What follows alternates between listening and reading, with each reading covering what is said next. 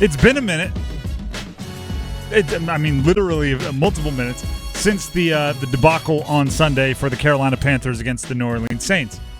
Sometimes with time comes clearer vision. Sometimes comes more outrage. I like to do this as an exercise kind of after the fury, after you're seeing red dissipates. Look for silver linings. Look for it couldn't all have been that bad. I like to use this as the example. When I was sick growing up, right? I'm talking little kid sick. I'm talking about laying down on the couch watching The Price is Right sick. Grilled cheese Price is Right, I'm in.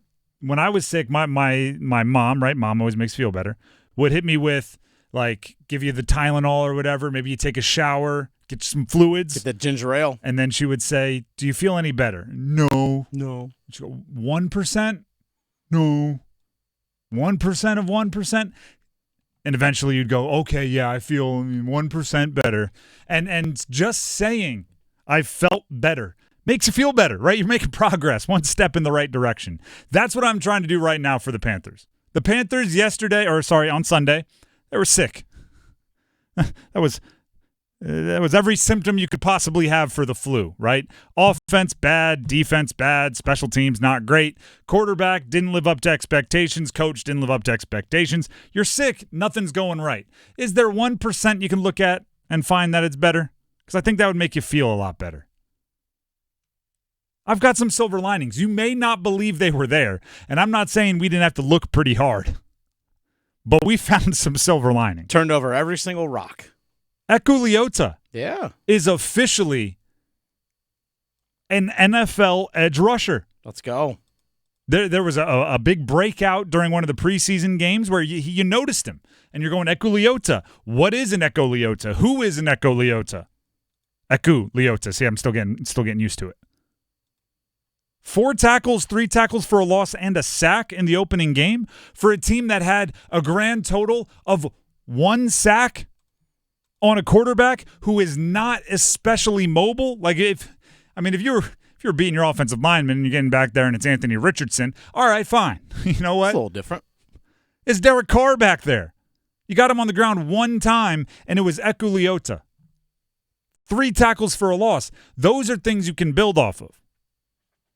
Now, the irony of it all is we were freaking out, and I continue to freak out, over who's going to be the edge rusher opposite of Jadeveon Clowney. Jadeveon Clowney didn't necessarily show up in a way you want, but Leota did.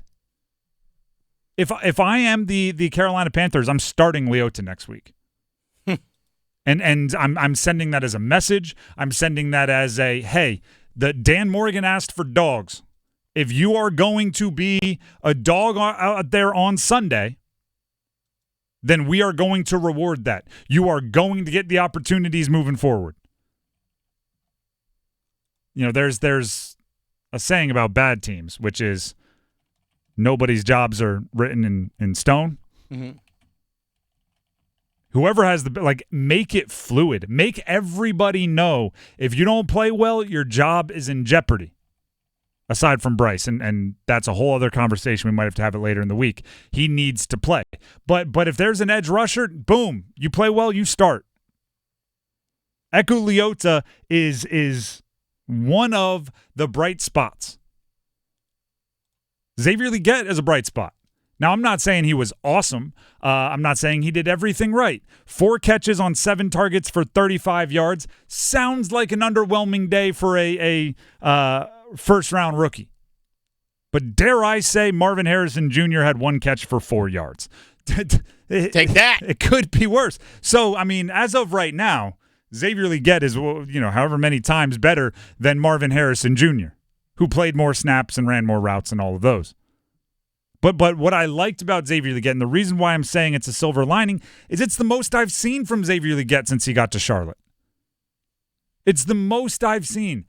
Consider me one of the people that's kind of tired of everyone acting surprised every time he does an interview and has a Southern accent.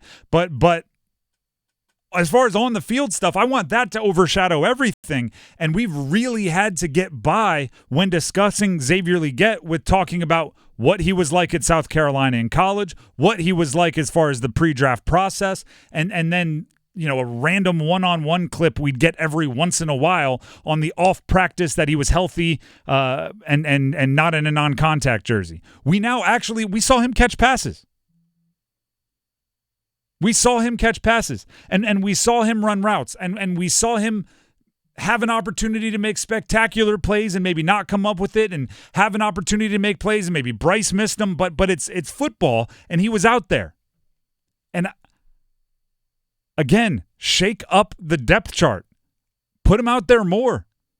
Put the guys with the ceiling out there. See if he thrives. If anything was obvious about week 1, it's the Panthers have nothing to protect.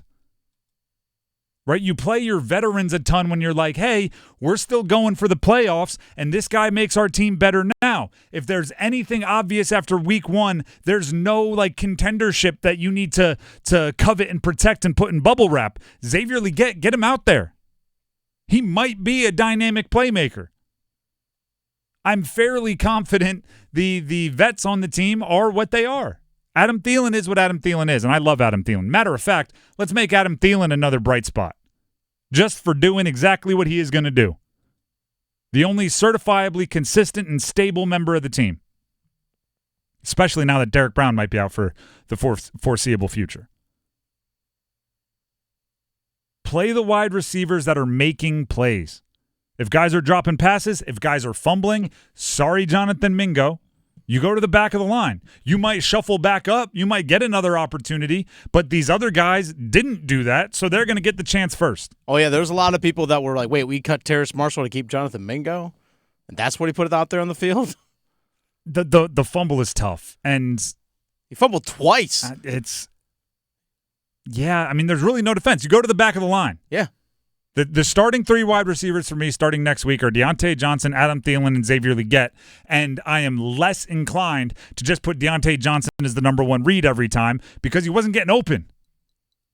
Make it egalitarian. Make it a true what have you done for me lately on the Panthers, and there were certain players, not a bunch, few and far between, that did enough to earn a bigger slice of the pie next week.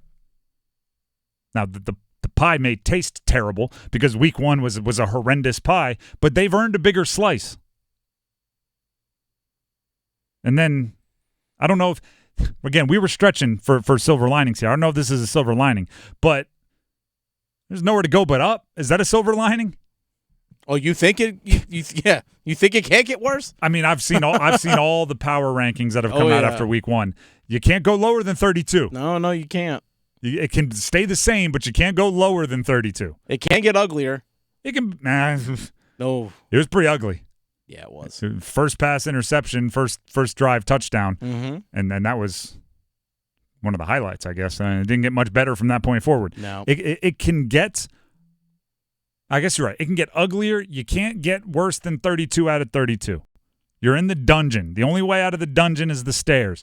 So maybe the optimism is that really ripped the Band-Aid off aggressively in week 1. All of the imaginations that have run wild during the preseason of maybe the reason he's not playing them in the preseason is because he knows they're awesome and he knows something we don't and he's hiding it. That Band-Aid was ripped off very quickly, very aggressively, and we can get back to having honest conversations about this team. I struggled to find silver linings. I came up with 3. 2.5. I'm not sure.